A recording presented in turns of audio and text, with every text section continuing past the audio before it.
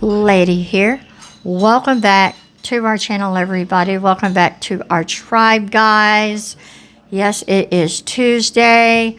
I am testing out a new microphone and we're doing a mukbang story time. Please excuse any cats that may come around and annoy us.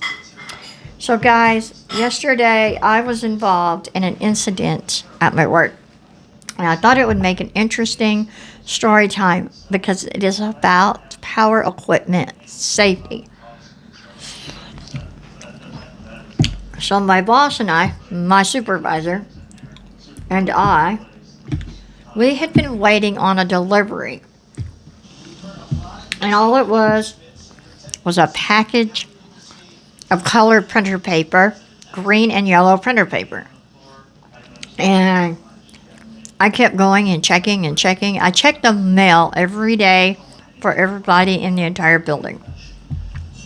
No printer paper. It had been over a week and still no printer paper. So yesterday afternoon, literally the last 30 minutes of our shift, my supervisor's like, I want to go back and I want to check for that printer paper. And I was like, well, then I'm going to come with you because I have looked everywhere. I've looked everywhere.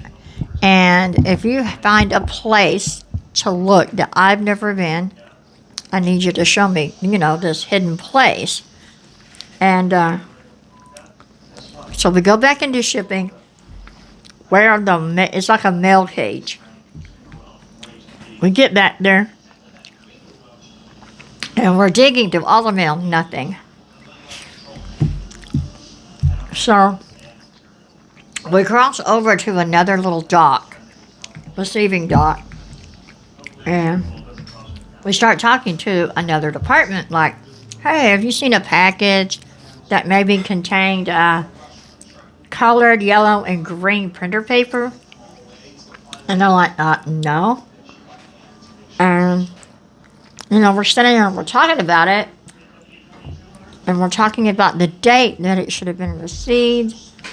And we're all kind of around this pallet of product. And we're all kind of like leaned against this pallet.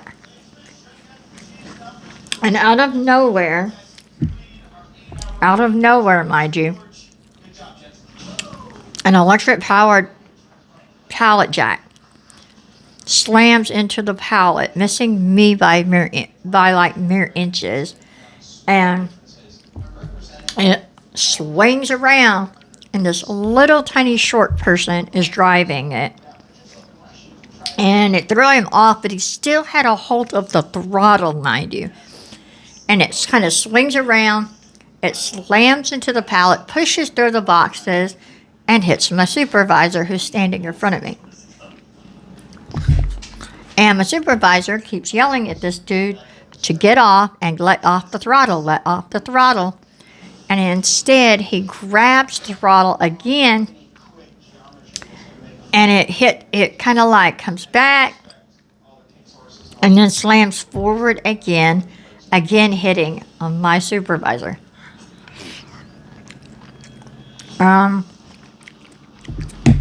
My supervisor went into many expletives trying to get this guy to let go of the throttle, and he would not. And finally, one of the shipping managers came over and made the guy let go of the throttle, leaving all of us slightly traumatized because I had to jump out of the way of this electric pallet jack. Now, with that being said, what we didn't know was the guy driving it wasn't fully licensed. He was under training to learn how to use it. Only one problem. He was supposed to be with another manager or a supervisor or somebody when he used it. There was no one with him.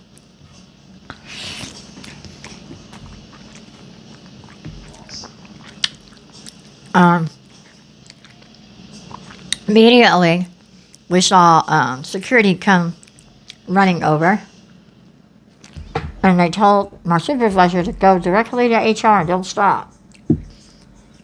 And so my supervisor went to HR, and when I left yesterday, he was still in there because this all happened like the last 30 minutes of our shift is when this happened.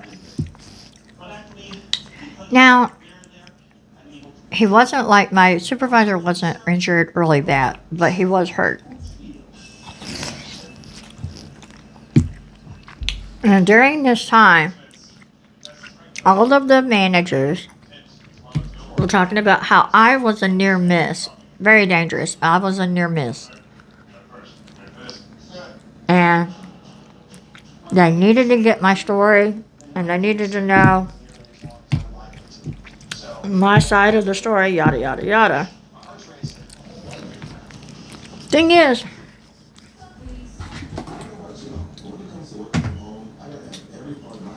when they came to get my side of the story, they waited till the end of the day today to come and get my story. And they technically didn't ask me, hey, are you okay? Are you traumatized? Is everything okay? No, they handed me a sheet, and they said, sign these 2 lines. It was 2 little lines telling us what happened when you were with Ryder.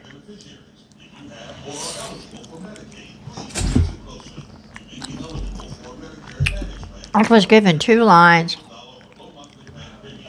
to write my story on. They never asked me if I was okay. They never said, hey, you okay? And the only thing I think they really cared about was the one question that he thought he had to ask. By any chance, did you hear the driver of the pallet jack honk the horn?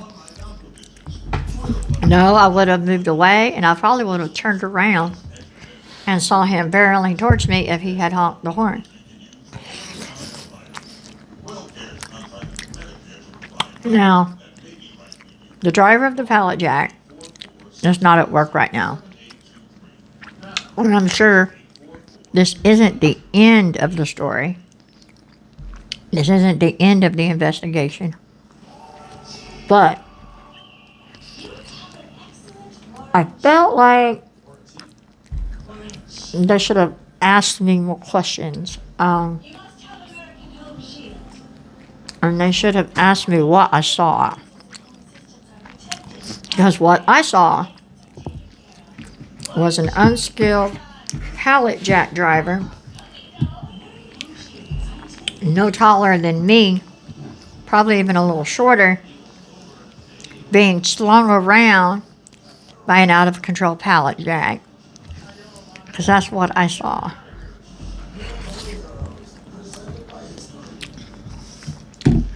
I really don't think they will give me another opportunity to tell my side. The kind of when incidents in warehouses occur, a lot of times a company, if no one's seriously injured, they will kind of downplay it in order to prevent it from becoming a OSHA recordable accident. Once it becomes recordable by OSHA, it's marked on the company's record every time there is an OSHA recordable accident and how many they've had in a year. Excuse the kitties. Anyway, guys,